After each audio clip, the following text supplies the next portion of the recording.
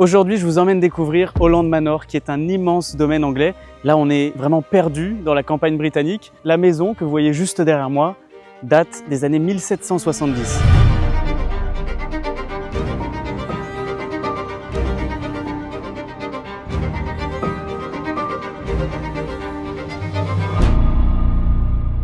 Quand on voit cet endroit aujourd'hui, on a l'impression qu'il a toujours été comme ça. Un immense manoir anglais avec des jardins impeccables et des salons qui ressemblent à des décors de films. En fait, tout paraît normal. Sauf qu'en réalité, l'histoire de cette propriété est beaucoup plus mouvementée qu'on pourrait le croire. Holland Manor a failli connaître le même destin que des centaines d'autres grandes demeures anglaises. Et on va y revenir. L'histoire commence à la fin du XVIIIe siècle. La famille Craven, l'une des plus grandes familles aristocratiques britanniques de l'époque, décide de construire ici une immense demeure de campagne. Et ce qui est assez fou, c'est qu'ils font appel à deux des plus grands talents du pays, Henry Holland pour l'architecture et Capability Brown pour le paysage. Alors peut-être que ce nom ne vous dit rien, mais en Angleterre, Capability Brown est une véritable légende. Ce monsieur a dessiné certains des plus beaux domaines du pays. Et son obsession était simple, faire croire que la nature était parfaite. Alors que bien sûr, tout était calculé. Les arbres, les lacs, les perspectives, les vues, même certaines scènes visibles depuis les fenêtres. Et une fois qu'on sait ça, on comprend que ce domaine n'a jamais été pensé comme une simple propriété. La demeure et le paysage étaient conçus comme une seule et même œuvre.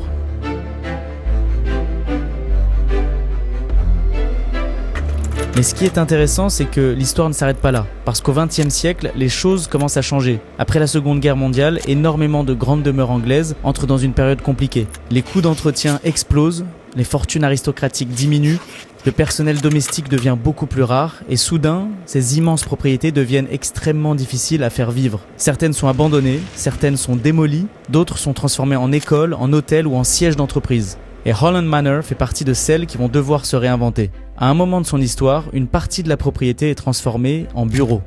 Quand on voit les images aujourd'hui, c'est presque impossible à imaginer. Mais c'est précisément ce qui rend la suite de l'histoire aussi fascinante. Parce qu'au lieu de disparaître, le domaine va connaître une véritable renaissance. Et ça, on le comprend dès qu'on franchit la porte. La première chose qui frappe, c'est l'espace. Les volumes, la hauteur sous plafond, la lumière. On sent immédiatement qu'on est dans une maison qui avait été conçue pour recevoir. Et ça tombe bien parce qu'à l'époque, les propriétaires ne recevaient pas simplement des invités pour un dîner. Les gens arrivaient parfois pour plusieurs jours, parfois pour plusieurs semaines. Imaginez un instant ce que pouvait être un week-end ici, il y a 200 ans. Les repas, les balades dans le parc, les soirées dans les salons. Toute une vie sociale s'organisait autour de ces pièces. Mais ce qui est encore plus impressionnant, c'est qu'une partie de ces volumes avait disparu.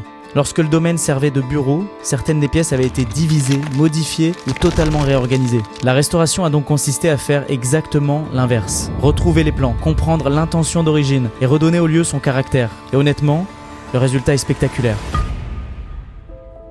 Ensuite, on tombe sur la Whiskey Room. Et ça, c'est typiquement le genre de pièce que j'adore. Pas parce qu'elle est immense, justement parce qu'elle ne l'est pas. Tout est plus intime, plus chaleureux. Ensuite, on arrive dans la bibliothèque. Et honnêtement, je pense que c'est la pièce qui fait rêver la plupart des gens. Parce qu'on a tous déjà vu ce genre d'endroit dans un film. Les bibliothèques en bois sombre, la cheminée, les fauteuils, l'échelle qui grimpe jusqu'au plafond. Sauf qu'ici, c'est réel. Et ce qui est fou, c'est que cette ambiance a dû être recréée. Parce qu'à une époque, une partie de l'âme du lieu avait disparu.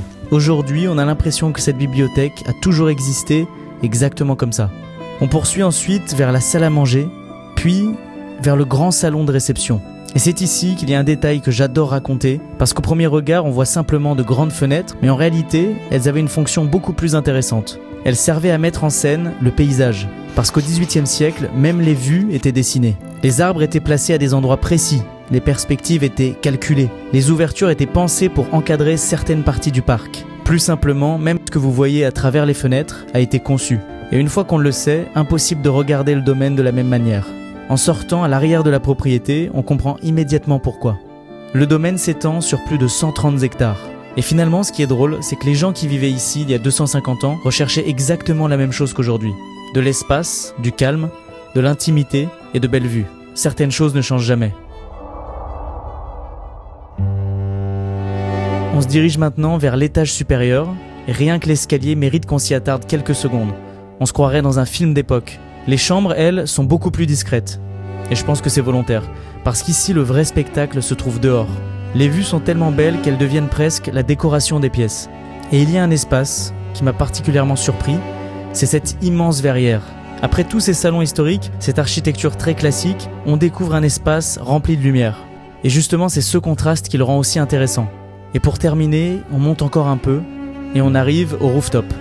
Et c'est probablement l'endroit où l'on comprend le mieux toute la vision derrière ce domaine.